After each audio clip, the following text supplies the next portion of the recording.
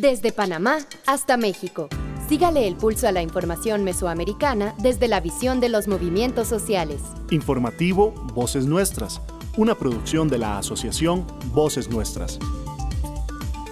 Hola, ¿cómo están? Bienvenidos, bienvenidas, bienvenides a esta hora de información que nos llega desde las comunidades de todo Mesoamérica. Un gran abrazo, como siempre, a usted que nos escucha con esta información que es construida de forma colectiva por nuestra red de corresponsales en toda la región mesoamericana. Mi nombre es Génesis R. Cruz y esta es nuestra emisión 765 del informativo mesoamericano Voces Nuestras. Saludos Génesis y saludos a toda la audiencia que nos sintoniza desde las radios aliadas que transmiten este espacio informativo. Saludos también a quienes nos escuchan y siguen desde nuestras redes sociales como Facebook, Instagram, TikTok y Spotify, donde nos encuentran como Voces Nuestras. Iniciamos la emisión 765 de este espacio informativo con los titulares de esta semana. En Nicaragua, 222 personas que se encontraban en condición de presos políticos fueron desterrados de su país. En Panamá, presentan denuncia penal por el caso Minera Panamá. En Honduras, diputados exigen definir el mecanismo de votación para elegir nueva Corte Suprema de Justicia. En Nicaragua, el régimen de Daniel Ortega continúa su persecución a la Iglesia Católica. En El Salvador exigen justicia y libertad de los 6 ambientalistas detenidos en Santa Marta. En Costa Rica, renuncia la ministra de Salud tras un corto y polémico ejercicio del cargo. En Guatemala, el colectivo Defensores del Puerto San José convoca a consulta de vecinos. En México, policías comunitarias de Guerrero, la ventisca de los pueblos ante el desorden criminal. En Guatemala, conmemoran el Día del Condón con una campaña de promoción de la salud sexual.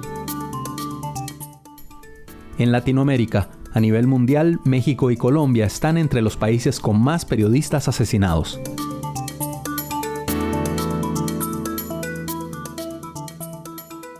Aquí se escuchan las voces de las mujeres y hombres que construyen Mesoamérica día a día. Informativo Voces Nuestras. En Nicaragua.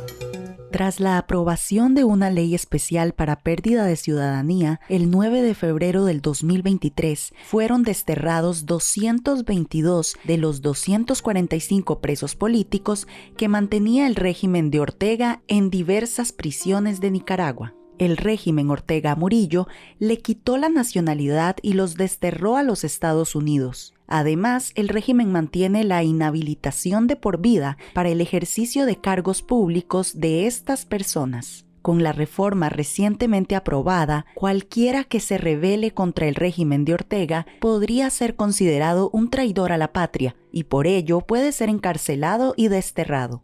El Tribunal de Apelaciones en Managua sentenció a las 222 personas desterradas por supuestamente atacar la independencia, la soberanía y la autodeterminación del pueblo nicaragüense. Se ordenó la deportación inmediata de 222 personas sentenciadas por cometer actos que menoscaban la independencia, la soberanía, la autodeterminación del pueblo por incitar a la violencia, al terrorismo y a la desestabilización económica, pero además por lesionar los intereses supremos de la nación. Esta es la información de nuestra red de corresponsales en Nicaragua. Creo en vos, Nicaragua libre, creo en vos, una patria llena de color, creo en vos. Quiero ver tu cielito azul sin más llorar. No quiero que corra sangre dentro de tu ser. Hay que seguir y unir nuestras voces al amor y como humanos vivir con el corazón. Noticias con identidad mesoamericana. Informativo Voces Nuestras. En Panamá. El 1 de febrero del presente año se apersonaron manifestantes a la Procuraduría General de la Nación en el Centro de Incidencia Ambiental de Panamá, CIAM, junto a representantes de otras organizaciones sociales para presentar una denuncia penal en contra de los 2 ministros de Estado, el de Comercio e Industrias de la actual administración, Ramón Martínez de la Guardia y Federico Alfaro Boyd. Los denunciantes solicitan que se inicien las investigaciones para determinar la posible comisión de los delitos contra la administración pública en sus modalidades de abuso de autoridad e infracción de los deberes de los servidores públicos y peculado. Tanto el ministro actual como el anterior han diferido la aplicación del fallo de inconstitucionalidad de la Corte Suprema de Justicia y permitido la operación normal del proyecto Cobre Panamá sin concesión y sin el pago de contraprestación alguna al Estado panameño, en violación del Código de Recursos Minerales y demás normas aplicables sobre pretexto de lograr un nuevo contrato. Los manifestantes exigen a las autoridades responsabilidad por sus acciones. Por otro lado, se continuará con las acciones legales necesarias frente a este lesivo proyecto y el manejo poco ético y transparente que se le ha dado. La información con Dania Batista Guevara desde Radio Temblor Internacional.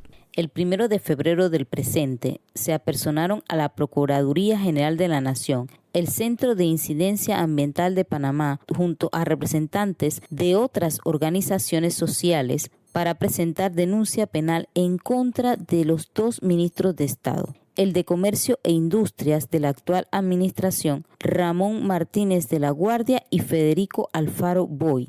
Los denunciantes solicitan que se inicien las investigaciones para determinar la posible comisión de los delitos contra la administración pública en sus modalidades de abuso de autoridad e infracción de los deberes de los servidores públicos y peculado. El ministro actual, como el anterior, han diferido la aplicación del fallo de inconstitucionalidad de la Corte Suprema de Justicia y permitido la operación normal del proyecto Cobre Panamá sin concesión y sin el pago de contraprestación alguna al Estado panameño, en violación del Código de Recursos Minerales y demás normas aplicables, sobre pretexto de lograr un nuevo contrato. Escuchemos declaraciones de Lilian González Guevara, del Centro de Incidencia Ambiental CIAM. El Centro de Incidencia Ambiental de Panamá CIAM, junto a representantes de otras organizaciones sociales, acudió la mañana de este miércoles 1 de febrero de 2023 a la Procuraduría General de la Nación para presentar denuncia penal en contra de los 2 ministros de Comercio e Industrias de la actual administración, Ramón Martínez de la Guardia y Federico Alfaro Boyd. Los denunciantes solicitan se inicien las investigaciones para determinar la posible comisión de los delitos contra la administración pública en sus modalidades de abuso de autoridad e infracción de los deberes de los servidores públicos y peculados. Tanto el ministro actual como el anterior han diferido la aplicación del fallo de inconstitucionalidad de la Corte Suprema de Justicia y permitido la operación normal del proyecto Cobre Panamá sin concesión y sin el pago de contraprestación alguna al Estado panameño, en violación del Código de Recursos Minerales y demás normas aplicables, sobre pretexto de lograr un nuevo contrato. Los manifestantes exigen a las autoridades responsabilidad por sus acciones. Por otro lado, se continuará con las acciones legales necesarias frente a este lesivo proyecto y el manejo poco ético y transparente que se le ha dado. Desde Panamá, soy Dania Betsy Batista Guevara, Radio Temblor Internacional, para el informativo Voces Nuestras. Míralo, mírala, míralos. Ellos dejaron su país, sus sueños, sus familias y sus quereres. Mi nombre es Ángela Marín, llevo 3 años en Trinidad y Tobago. Nuestros sueños como venezolanos se ven enfocados en duplicar el rendimiento de trabajo para poder mejorar nuestra situación y continuar ayudando a nuestros familiares en el Delta.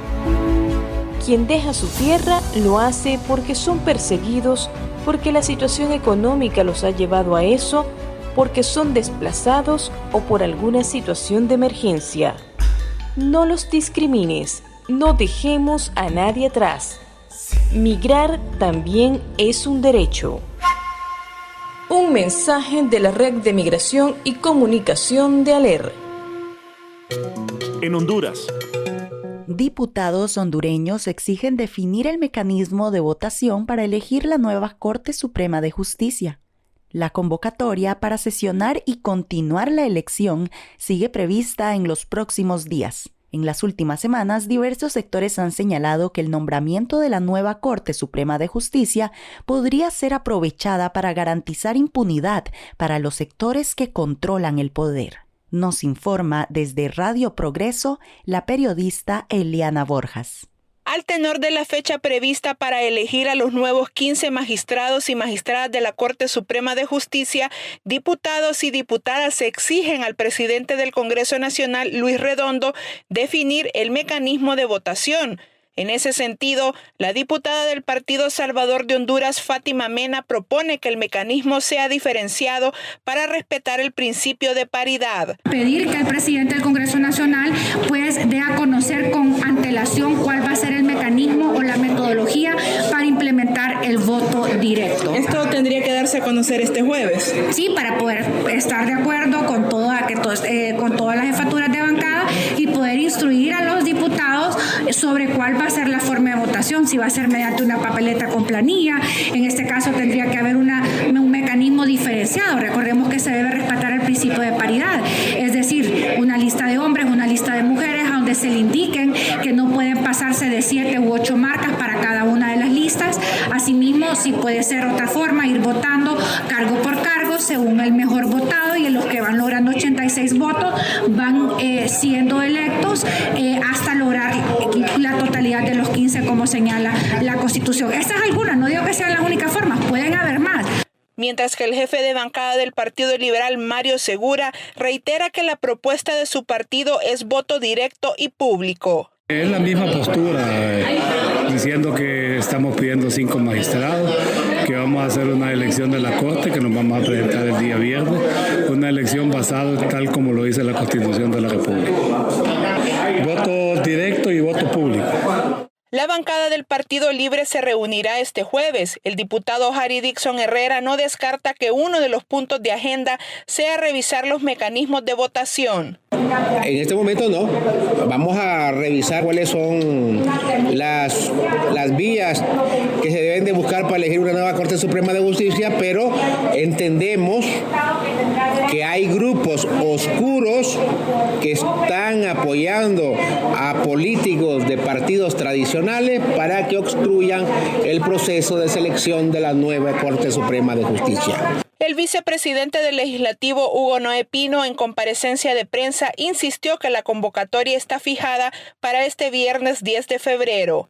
Solo quiero manifestar que obviamente, como pudieron ver el día de ayer, cada uno de los partidos de oposición ha establecido sus puntos de vista, han hecho comunicados y pese a ello, nosotros tenemos una convocatoria para el próximo viernes y el próximo viernes vamos a ver si realmente se puede elegir la nueva Corte Suprema de Justicia o vamos a tener que continuar en el proceso de elección como lo señala la Constitución. A través de su cuenta de Twitter, la Misión Internacional de Observación recordó al Congreso Nacional el compromiso de elegir las magistraturas en forma pública de la lista aportada por la Junta Nominadora. Además, fundamentar la elección en la competencia y pertinencia que arroja la puntuación. Un reporte de Eliana Borjas Coello. Con la visión de los movimientos sociales. Informativo Voces Nuestras. En Nicaragua.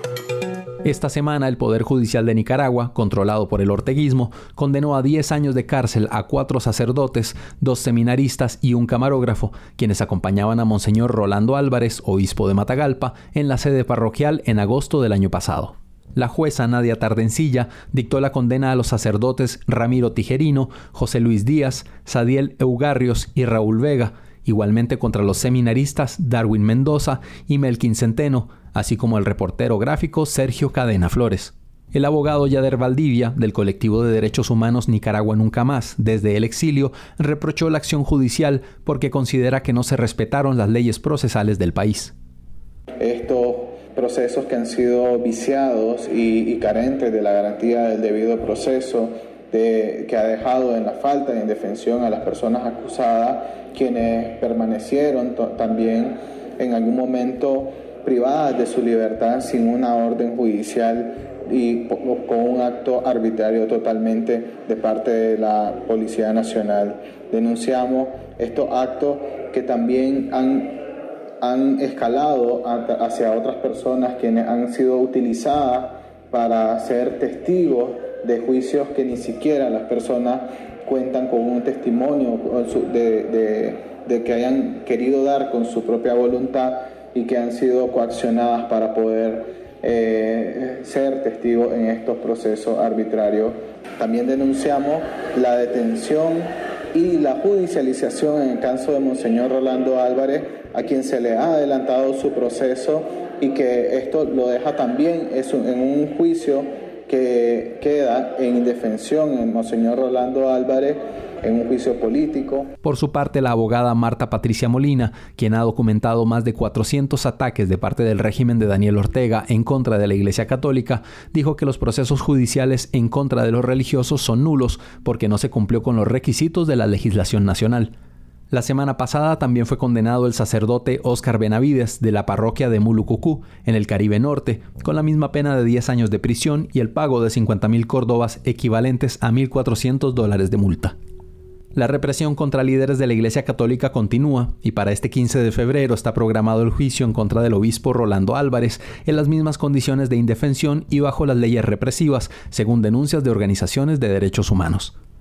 Además, la parroquia Santo Domingo de Managua informó que la policía les prohibió el recorrido que tradicionalmente realizan de la imagen de Santo Domingo en su visita a unas 146 familias en este mes. También se conoció que la policía prohibió procesiones católicas en fiestas patronales en los municipios de Diriomo, al oriente, y La Concepción, al sur de Managua. Esta semana, además, el régimen de Daniel Ortega ordenó el destierro y la expulsión de 222 presos y presas políticas hacia los Estados Unidos, entre los que se encuentran los 4 sacerdotes, 2 seminaristas y el camarógrafo que habían sido condenados esta misma semana. Nos unen nuestros territorios, nuestras historias, nuestras culturas. Informativo Mesoamericano, Voces Nuestras. En El Salvador, comunidades, activistas y personas defensoras de los derechos humanos demandan justicia y libertad inmediata para las 6 personas ambientalistas que fueron detenidas arbitrariamente como parte de la criminalización frente a la amenaza de la exploración minera. El reportaje con nuestro compañero Alfredo Carías desde El Salvador.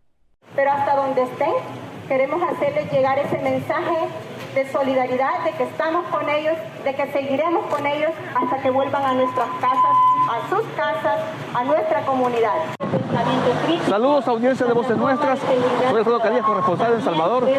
Nos encontramos dando cobertura a la manifestación pacífica que están haciendo defensores de derechos humanos, exigiendo la libertad pronta de 6 defensores ambientalistas de Santa Marta, en Cabañas, que han sido los que han luchado contra la minería en este país y que fueron detenidos arbitrariamente por las autoridades salvadoreñas y que se mantienen aún en las cárceles. No sabemos dónde, no sabemos las condiciones de salud que tienen, y por eso las manifestantes han hecho presente al juzgado donde se está haciendo la audiencia de estos ambientalistas, los cuales demandan la libertad de estas personas.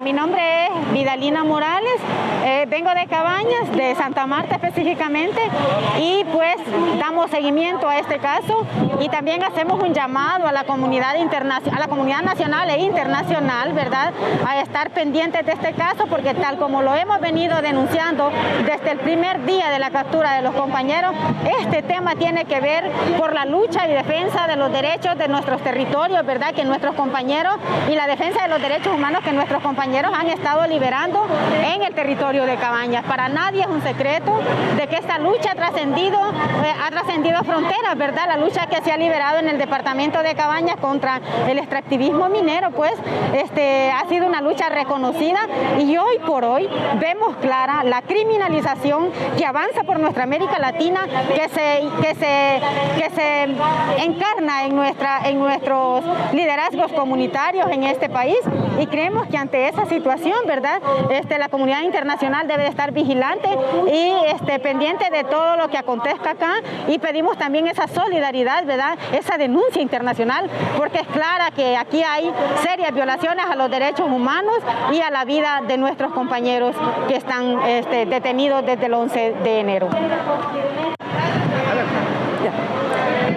Soy Verónica Guerra, soy del Foro Nacional de Salud y estamos acompañando a la comunidad de Santa Marta, ya que hay una situación muy complicada con los líderes comunitarios de esa zona y que están viviendo una situación difícil de persecución, y que esto es un llamado también de atención para que más comunidades puedan ser invadidas y puedan ser retomados fantasmas del pasado, como es el conflicto armado.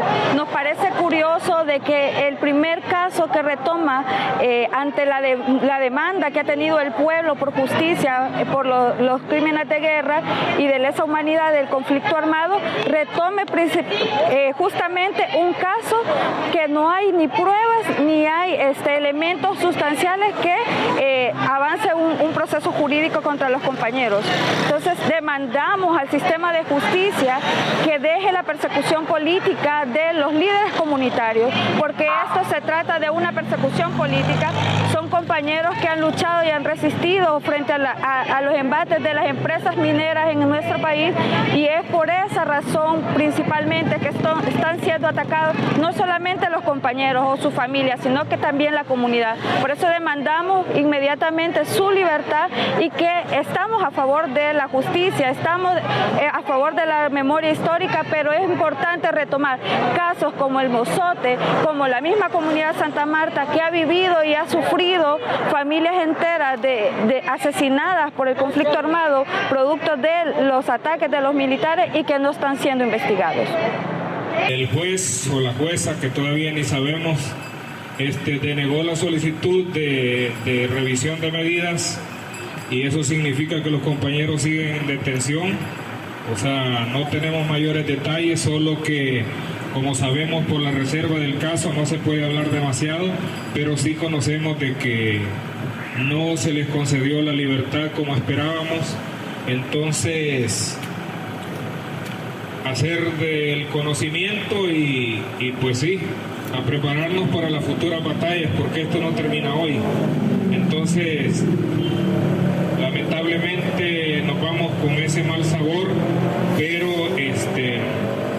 el llamado es para que continuemos con esto, porque, como dijimos, el sistema judicial salvadoreño está a prueba con este caso y nos vuelve a fallar.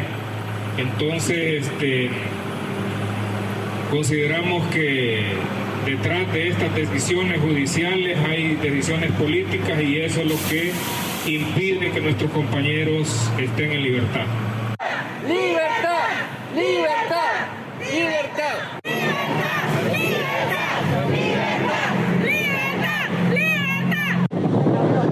Según las personas de las comunidades activistas ambientalistas presentes aquí en los juzgados, la criminalización de estos defensores obedece a la posible amenaza de lo que es la explotación minera en El Salvador. Porque hay posibilidades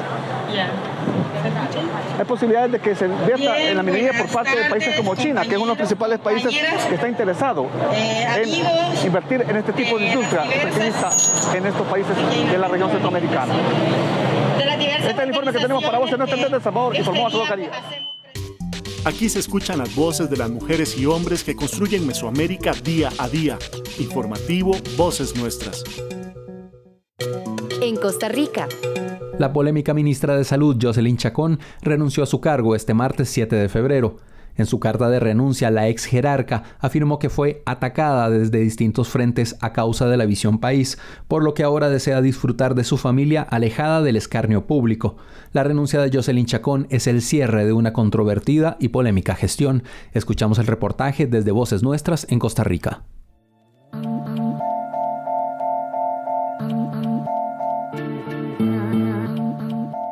Este martes, la ministra de Salud, Jocelyn Chacón, renunció a su cargo tras 9 meses de fuertes críticas. Todo empezó cuando la ahora exministra de Salud empezó a expresar su afinidad con los sectores antivacunas, lo que puso en alerta al sector salud, provocó la renuncia de profesionales del equipo técnico del Ministerio de Salud y causó un escándalo en los medios y redes sociales. Han sido muchísimos los ataques, hasta escuché decir que en mi gestión es cuando el hospital de niños ha estado más saturado. Entonces, con la pena del mundo y el cariño, les vengo a decir que eso no es la verdad. realmente para mí volver a cerrar el país no es una opción, porque realmente hay gente con hambre. Si eliminamos el decreto, no la emergencia por COVID, yo tengo una conciencia completamente tranquila de venir a ustedes a decirles que a pesar de haber abierto el país y a pesar de volver a llevar a los niños a las aulas, he disminuido las muertes, he disminuido los casos y he disminuido la cantidad de pacientes en cuidados intensivos. Dígame en dónde está el pecado. Pero desgraciadamente vivimos en un país de una violencia política increíble. La Sala Constitucional condenó al Estado costarricense en 2 ocasiones por decisiones controvertidas de la exministra de Salud. La primera fue el cierre ilegal del Parque Viva, como una supuesta represalia contra el periódico La Nación, y la segunda, prohibirle a las personas a su cargo dar declaraciones a medios sin su autorización. A esto se suma que Jocelyn Chacón está siendo actualmente investigada por el presunto delito de peculado, lo que significa apropiarse de forma indebida de dinero del Estado. En una comparecencia sobre las finanzas electorales, Chacón además reconoció haber contratado trolls para atacar a periodistas y medios de comunicación. Para nadie es un secreto que desde que yo inicié mi gestión, desde el día 1, los ataques han sido constantes, diarios y sin piedad. Ante tantos ataques vine a dar la cara, porque se lo debo al señor presidente y porque sí, cometí un error en confiar en una persona que me dijo desde el día 1 que su hija había muerto en un accidente de tránsito, que era padre soltero y que sus hijas tenían hambre, que le faltaban solo 2 cuatrimestres para terminar la universidad, que tenía 3 niñas pequeñas y aparte de todo, que tenían hambre. Esa es la verdad de todo. Yo nunca lo contraté para la campaña, él fue el que se acercó porque creía... Para la campaña electoral. Para la campaña electoral, exacto. Sí, para la electoral. Él era el que decía que se sentía más atraído por, pues, don Rodrigo Chávez y que quería apoyar a don Rodrigo Chávez. Yo no tenía que atraer a nadie, la gente llegaba sola, gracias a Dios. Tengo que aceptar que me equivoqué, sí, pero realmente, ¿quién no se va a equivocar cuando le hablan de que sus hijos tienen hambre?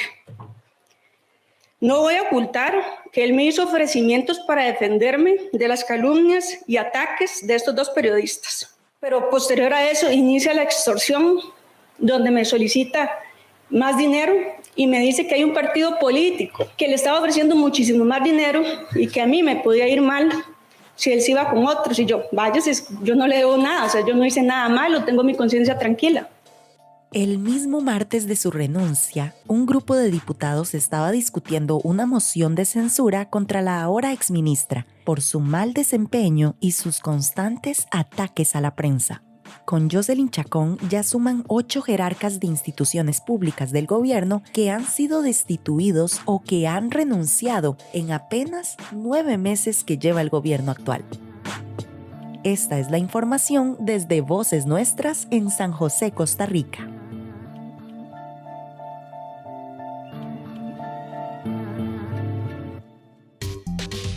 Noticias con identidad mesoamericana. Informativo Voces Nuestras. Bienvenidos a Teología Sin Vergüenza, teología queer feminista que hace fluir la justicia. Les invitamos a seguir la nueva plataforma virtual de Voces Nuestras. Y a escucharnos vía online en Radio Cabuya. Somos las Sinvergüenzas. ¿Eres tú una de nosotras? ¡Sí! ¡Sí, sí, sí! En Guatemala. Consejos comunitarios de desarrollo, organizaciones sociales y políticas del Puerto San José señalan que la aprobación del decreto de ley número 18/2021 evidencia un acto de deslealtad a los pueblos del departamento de Escuintla, a los vecinos del Puerto San José y a las personas guatemaltecas en general, violentando la Constitución Política de la República de Guatemala en sus artículos: primero, protección a la persona y a la familia; Y segundo, sobre deberes del Estado, negando el derecho a la libre determinación, la participación ciudadana y la consulta libre, previa e informada. Eric Padilla y José Urbina comentan dicha consulta y la nota nos llega con el corresponsal Herbert Reyes desde Ciudad de Guatemala.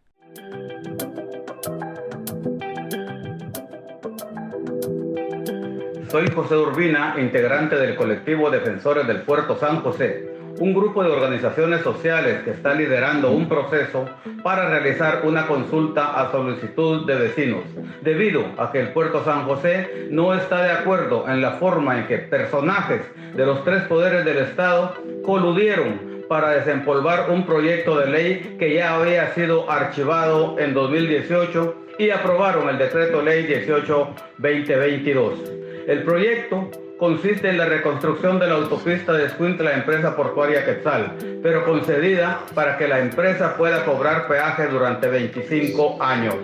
Los porteños nos oponemos porque la autopista, además de que es un bien del Estado, construida con dinero del pueblo, en territorio del pueblo, se viola el artículo 1 de la Constitución Política de la República de Guatemala referente a la protección de la persona y a la familia, y el artículo 2 sobre deberes del Estado. Además, vulnera el derecho de libre locomoción y de la libre determinación respecto de lo que queremos para nuestro municipio. El impacto económico en cascada que dicho cobro de peaje tendría para la población traería más hambre, miseria y muerte para el municipio, el departamento y al pueblo de Guatemala. Por el respeto al derecho a la libre determinación y a la consulta libre, previa e informada, el Puerto San José va a la consulta a solicitud de los vecinos este 19 de febrero de 2023. Soy Eric Padilla, integrante del colectivo Defensores del Puerto de San José, que por mi medio está haciendo la invitación a porteños conscientes, dignos y consecuentes a que voten en la consulta de vecinos de nuestro municipio el domingo 19 de febrero del 2023. Nuestro voto debe ser de rechazo del decreto 18-2022 que concede a empresas particulares el derecho de cobro de peaje por 25 años en la autopista de Escuintla a Puerto Quetzal. Defiende tu territorio, tu dignidad y el patrimonio del pueblo, votando con un rotundo no al cobro de peaje este 19 de febrero del 2023.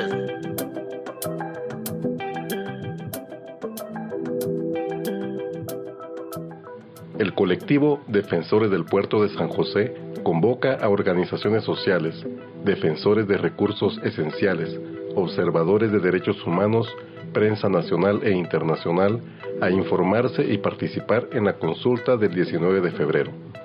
Desde la ciudad de Guatemala, reportó para el informativo mesoamericano Voces Nuestras, Herbert Reyes. Por el respeto al derecho a la libre determinación y a la consulta libre, previa e informada, votemos no al cobro de peaje. Te invita el colectivo de defensores del Puerto de San José. No faltes este 19 de febrero y todos digamos no al cobro de peaje. Dicen que recordar es volver a pasar por el corazón.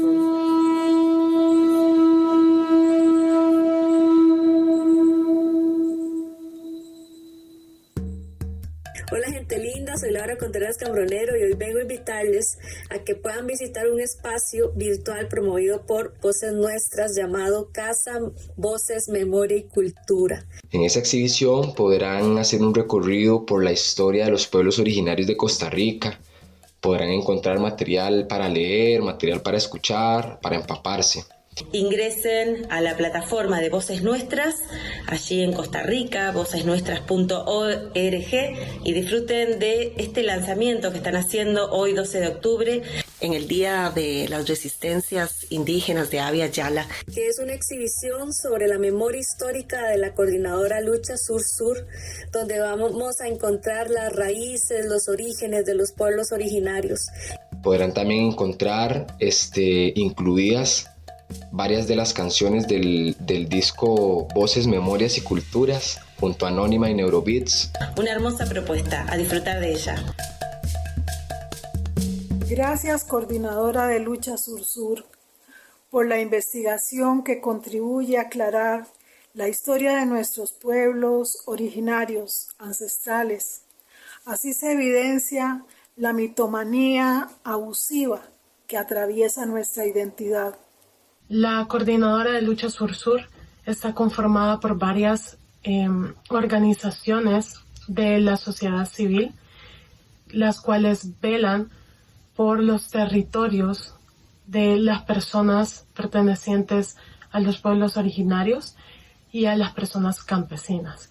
Para el DEI y su trabajo es sumamente importante este tipo de material y de proyectos, porque nos permiten reconocer la resistencia de los pueblos indígenas y originarios de toda América Latina, y también la importancia de cuidar a las defensoras y defensores de derechos humanos y de la tierra. Un recurso infaltable para quienes queremos hacer memoria colectiva y reivindicar las luchas de los pueblos indígenas de nuestro país y de nuestra tierra. Es hora de que escuchemos y conozcamos la historia de los pueblos originarios y sus resistencias en Costa Rica desde sus propias voces.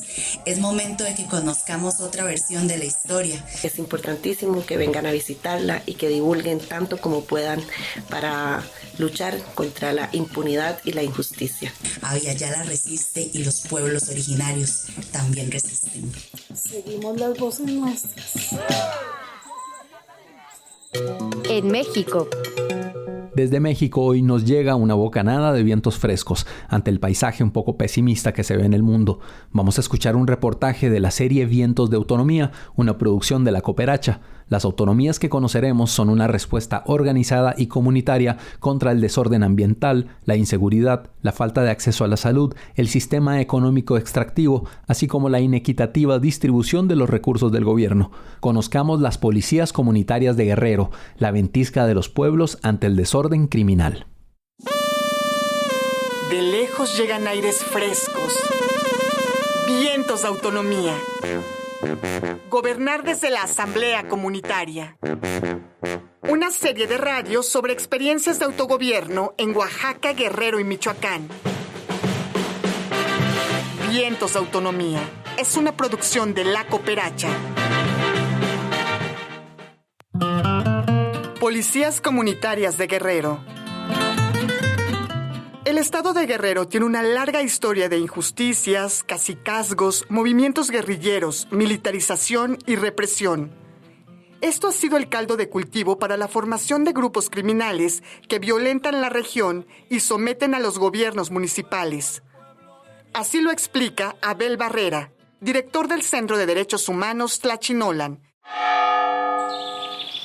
Aquí se ha caracterizado lo que es un gobierno caciquil.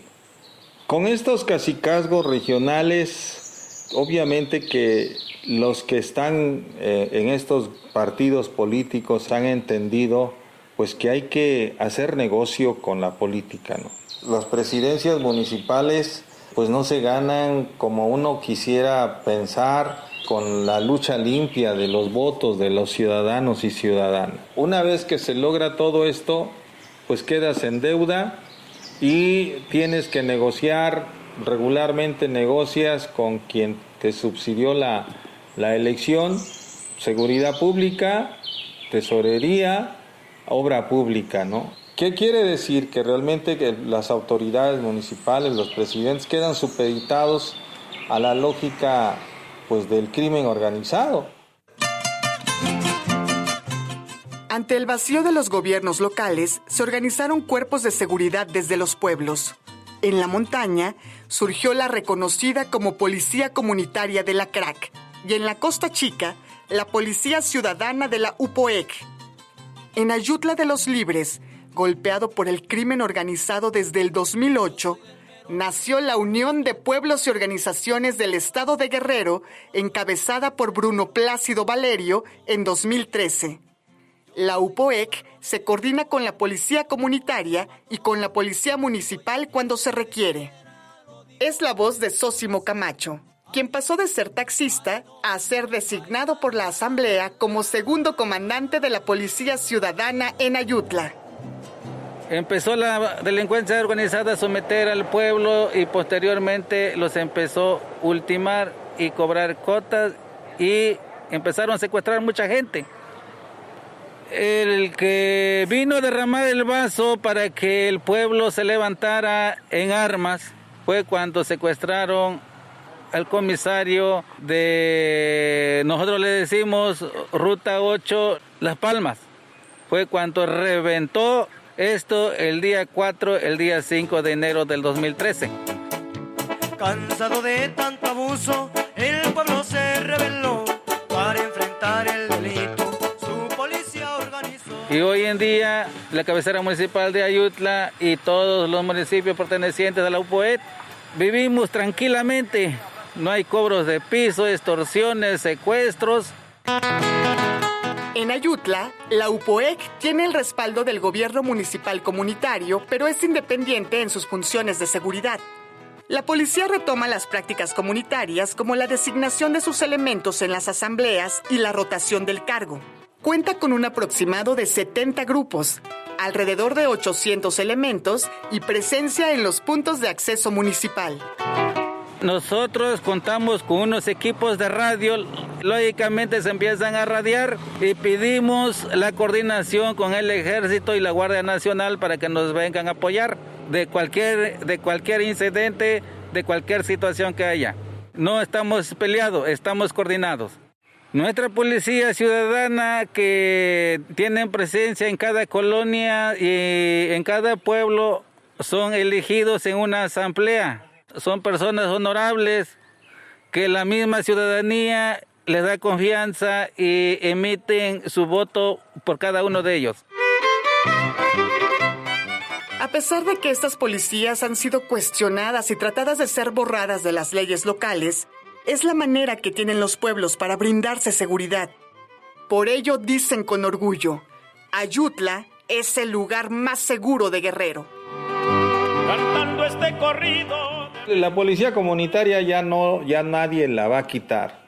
Es decir, es una institución de los pueblos que se la han apropiado y que la gente sabe que esto es parte de sus derechos y está pues normado en el plano internacional, conoce muy bien lo que es el convenio 169, conoce muy bien la declaración pues de la ONU sobre pueblos indígenas.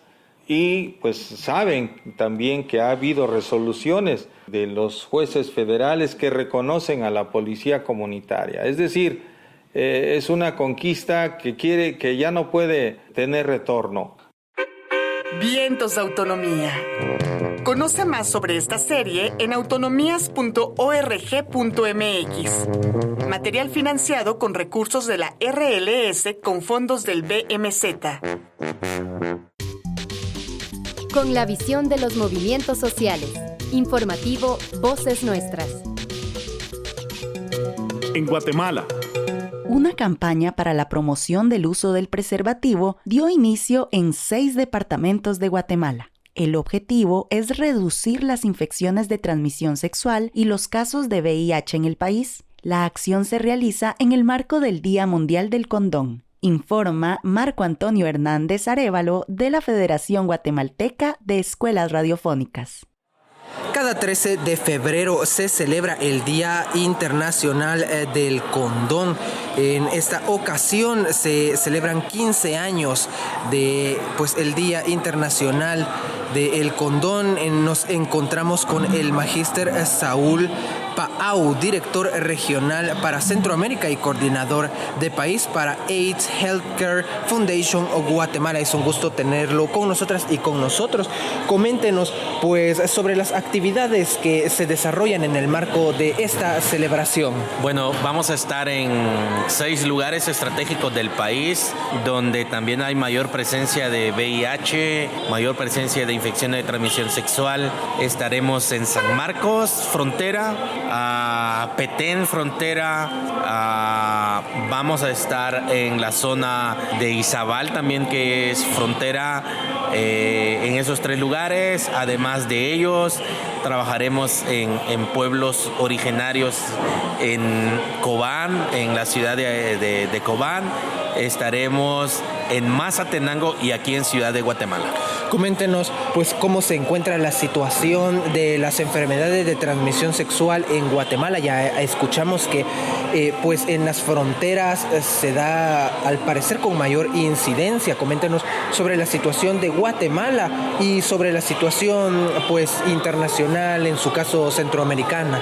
Bueno, primero vamos a partir que estamos sumamente preocupados con la data existente a nivel latinoamericano. Son 200,000 infecciones diariamente que aparecen en Latinoamérica. Infecciones prevenibles si usamos un condón. Hay una data en el 2022 para Guatemala de 45,000 infecciones. 45,000 infecciones de las que se pueden prevenir, y el comportamiento, hubo un disparo de un crecimiento de nuevas infecciones para el país de hasta un 30%, especialmente en población joven, lo que nos ayuda a entender, los números nos ayudan a comprender que la sociedad guatemalteca no está haciendo uso del condón. Y es por eso que surge la celebración del Día del Condón, especialmente pegadito a San Valentín, y es el 13 de febrero. Son 15 años de estar promoviendo la importancia del uso, la importancia de que deben de ser accesibles, la importancia de que debe de seguir invirtiéndose en algo prevenible, económico, para todo el mundo, para el país, para la política guatemalteca, para la ciencia médica, para el sistema de salud pública, para la familia. Es tan económico usar un condón y no infectarse o tener, por ejemplo, embarazos no deseados. Para el noticiero intercultural Fejer Mayacat, Marco Hernández informando desde los territorios. De los alimentos y productos que se consumen o se usan en tu casa, ¿vos producís alguno? El autoconsumo es la práctica de consumir lo que hemos producido por nuestra propia cuenta. Esto nos hace experimentar la gratificante sensación de empoderarnos de lo que consumimos. El autoconsumo nos conecta con el desarrollo de nuestros propios productos para cubrir algunas necesidades de nuestras familias sin depender directamente del dinero. Es una oportunidad para compartir, recuperar conocimientos y fortalecer nuestra autonomía.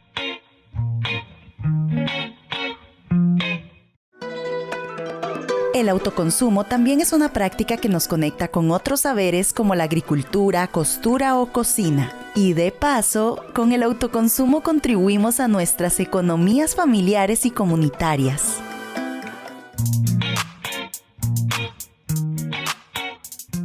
Sea a través de una huerta casera, reutilizando materiales en casa o fabricando tu propia ropa, el autoconsumo es una práctica de economía social solidaria que construye libertad. ¿Y vos? ¿Te animas a incorporar el autoconsumo en tu vida diaria? Si querés más información de este tipo, busca el TCU Comer Orgánico y el Programa de Economía Social Solidaria de la Escuela de Sociología de la UCR en las redes sociales. Nos unen nuestros territorios, nuestras historias, nuestras culturas. Informativo Mesoamericano, Voces Nuestras. México y Colombia están entre los países en que los y las periodistas somos más perseguidas, criminalizadas y asesinadas durante el ejercicio de nuestra profesión. Esto y más en un resumen informativo con noticias destacadas de nuestra región y el mundo. El aporte gracias a nuestra compañera Rosana Marmolejos, de República Dominicana. 68 periodistas y trabajadores de los medios de comunicación fueron asesinados en el ejercicio de su profesión en el año 2022, 21 más que el año anterior, según el informe anual de la Federación Internacional de Periodistas, que sitúa a Ucrania, México, Haití, Pakistán, Colombia y Filipinas como los países más peligrosos para la profesión. China y Hong Kong encabezan la lista de periodistas encarcelados, seguidas de Birmania, Turquía, Irán y Bielorrusia. La Federación Internacional de Periodistas afirmó en su informe que la falta de acción y voluntad política para abordar la impunidad de los crímenes cometidos contra periodistas está contribuyendo a la actual crisis de seguridad en los medios. En otro orden, los países del Océano Índico acordaron suspender temporalmente el uso de equipo de pesca industrial que está reduciendo de forma drástica los bancos de atún en una victoria para los países que dependen de métodos de pesca a menor escala para el sustento de comunidades en las regiones costeras. La nueva resolución podría conducir finalmente a la restauración de poblaciones de atún, aleta amarilla y patudo, dijo el director científico del Grupo Francés de Conservación Oceánica, Bloom. Finalmente, la policía belga ha detenido a 25 sospechosos en el marco de una operación contra una red de prostitución que traficaba con personas originarias de China y que tenía presencia también en España, informó la Fiscalía Federal. Bajo las órdenes de un juez de instrucción de Bélgica, la policía llevó a cabo registros en 26 direcciones de Bruselas, donde se encontró cerca de una veintena de víctimas, todas chinas, algunas de las cuales fueron llevadas a un centro de acogida. La operación se enmarca en una investigación sobre una organización criminal sospechosa de trasladar a mujeres chinas a Europa y obligarlas a ejercer la prostitución, precisó la Fiscalía en un comunicado. Les acompañó Rosana Marmolejo. Si tiene información, sugerencias o comentarios, le invitamos a escribirnos a redacción@vocesnuestras.org. En Twitter somos Voces Nuestras. Llegamos al cierre de esta emisión 765 del informativo mesoamericano Voces Nuestras. Me despido no sin antes agradecer a la red de corresponsales por sus aportes informativos, así como a las radios aliadas que nos transmiten. Gracias también, Génesis. Siempre es un gusto compartir micrófonos contigo. Así es, Joaco, y también es importantísimo agradecerle a usted que nos escucha cada semana y que hace posible que esta familia de Voces Nuestras sea cada vez más grande y que sigamos rompiendo el cerco mediático para llevar la información con la visión de los movimientos sociales a todas las casas y rincones de Mesoamérica. No se olviden de seguirnos en las redes sociales, donde también les compartimos información relevante sobre nuestros procesos y nuestros proyectos en los territorios. Pueden encontrarnos como Voces Nuestras en Facebook, en Instagram, en TikTok, en fin, por todo lado para seguir en contacto. Y recuerden que también pueden visitar nuestro sitio web vocesnuestras.org y ahí pueden encontrar muchísima información, además de nuestras exhibiciones virtuales interactivas que tienen la memoria histórica de organizaciones muy relevantes que tienen una lucha valiosísima en los territorios. Nos escuchamos entonces la próxima semana. Hasta entonces. Informativo Mesoamericano Voces Nuestras, una producción de la Asociación Voces Nuestras con el apoyo de la red de corresponsales, representantes de medios y organizaciones de Centroamérica y México y el apoyo de Rosa Luxemburg Stiftung y Pan para el Mundo.